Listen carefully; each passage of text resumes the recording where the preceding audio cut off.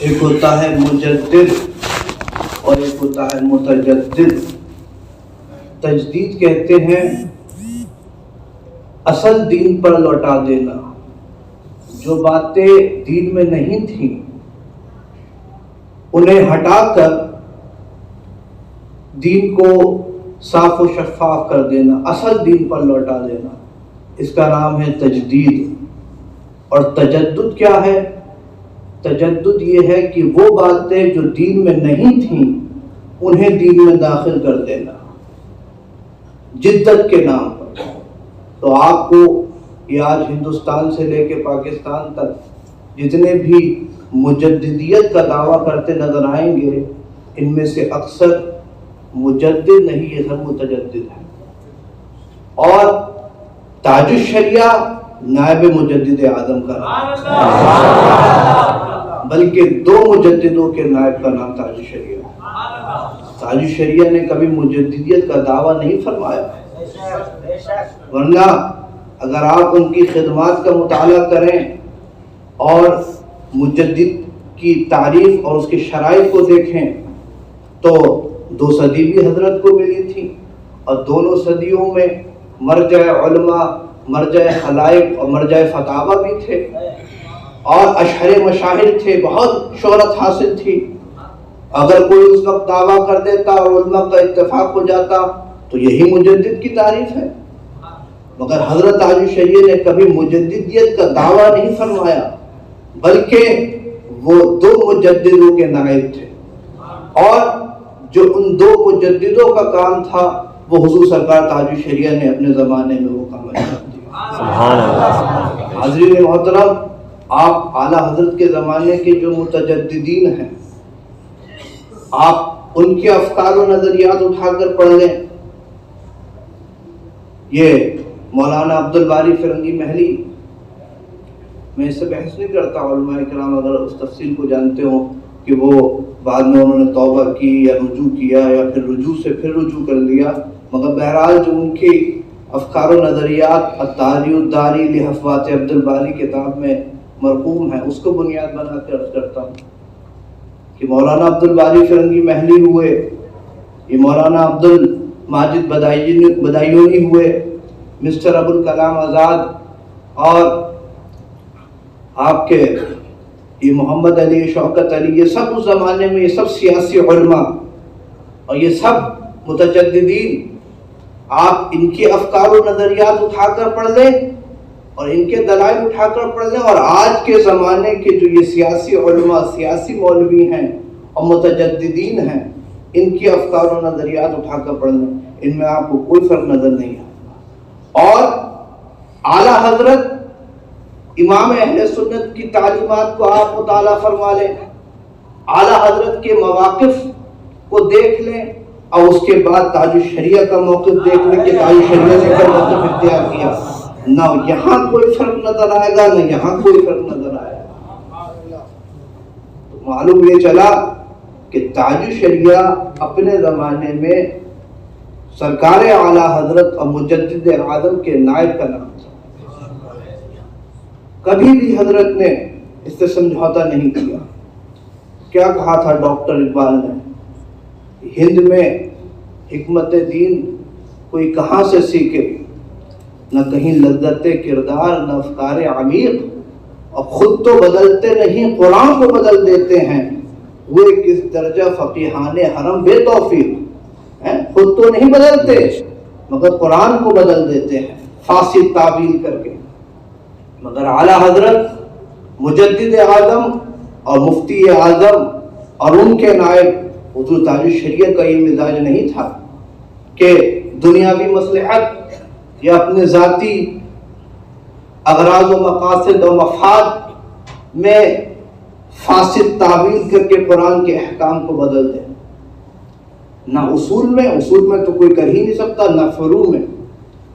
جب تک ضرورت، حاجت، عرف، تعامل، دینی ضروری مصلحت اور ازالہ فساد مظلوم بظن غالب جو اسباب ستہ ہیں، ان کی زد میں جب تک کوئی مسئلہ نہیں آ جاتا تب تک احکام میں لچک نہیں آ سکتی، نرمی نہیں آ سکتی۔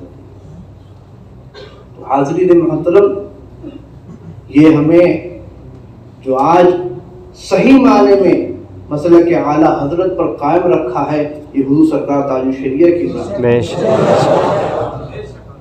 اور مگر مسئلہ کیا تھا آج کے زمانے میں ان متجددین کا اور ان سیاسی اچھا ایک اور بات آپ ذہن نشین کر دیں، آج کل کچھ لوگوں نے صلح کلیت کو جو ہے وہ فیشن بھی بنا رکھا ہے، جس کو چاہا صلح کلی کہہ دیا۔ اس میں بھی افراط و تفریط کا شکار نہیں ہونا چاہیے۔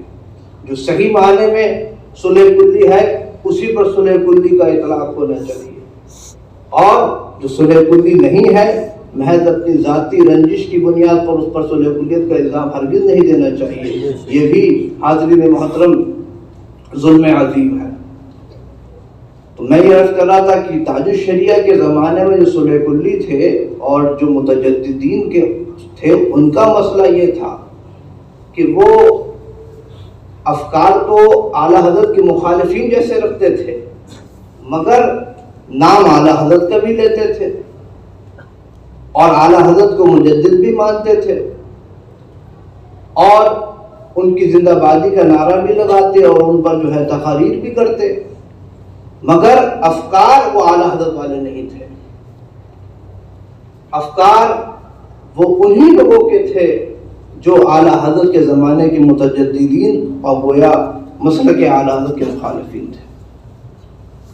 اور حضور تاج الشریعہ نے ہمیں یہ پیغام دیا کہ جہاں میں عام پیغام شہ احمد رضا کر دے، پلٹ کر پیچھے دیکھے پھر سے تجدید وفا کر۔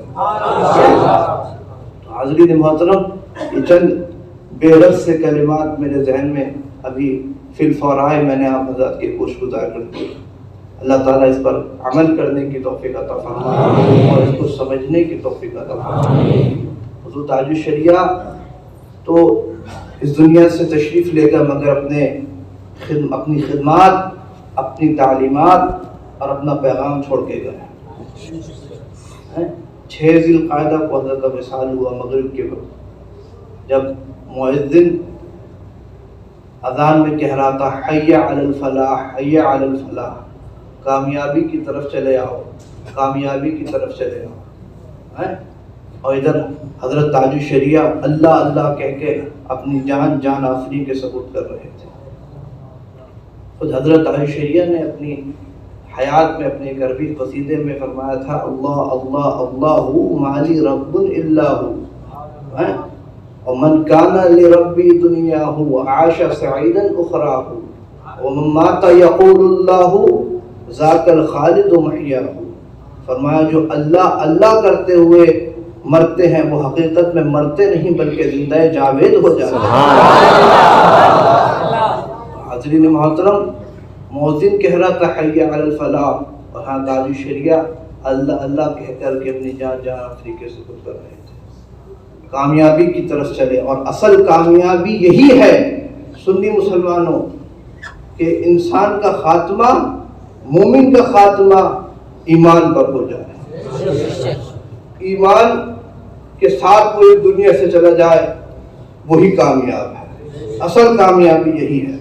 میں بار بار عرض کرتا ہوں کہ وہ بڑا سائنسدان جو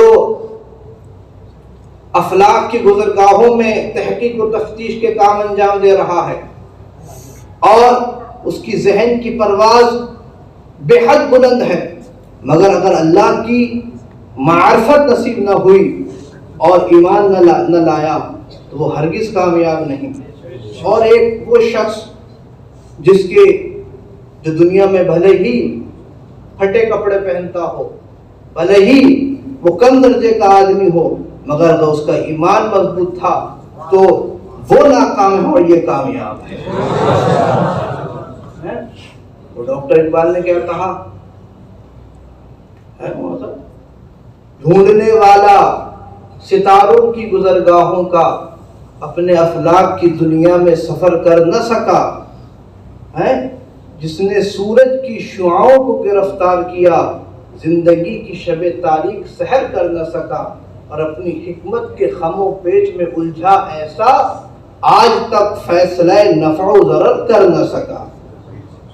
حاضرین محترم، کامیاب وہ ہے جو ایمان کے ساتھ اس دنیا سے جائے.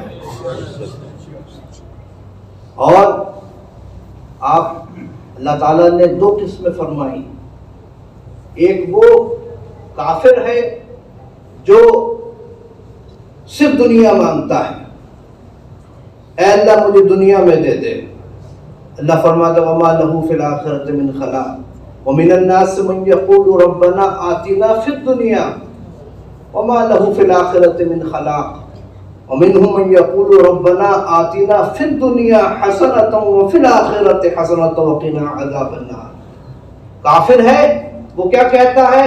اے اللہ مجھے صرف دنیا میں عطا فرما، مجھے دنیا دے دے.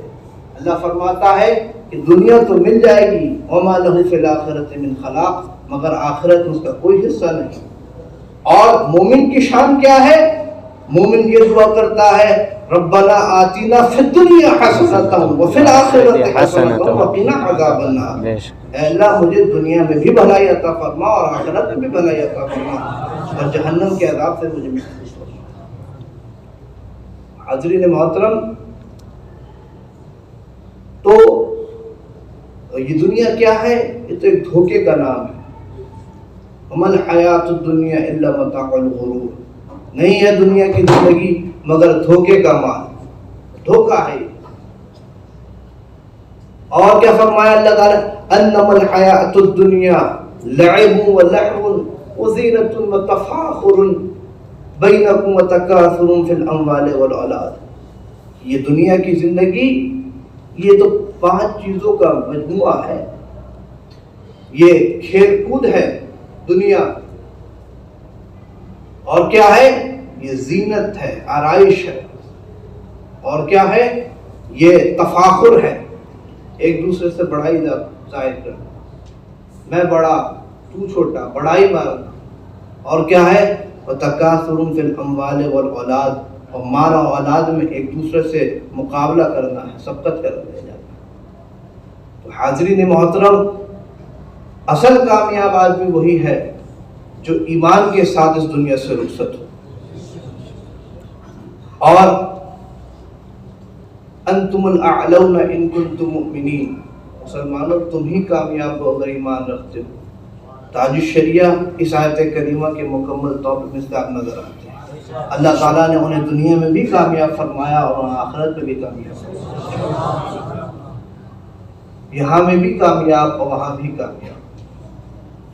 تو حاضرین محترم، اللہ تعالیٰ سے دعا ہے کہ اللہ تعالیٰ ہم سب کو حضور تاج الشریعہ کے نقش قدم پر چلنے کی توفیق عطا فرمائے، مسلک اعلی حضرت پر صحیح معنی میں عمل کرنے کی توفیق عطا فرمائے.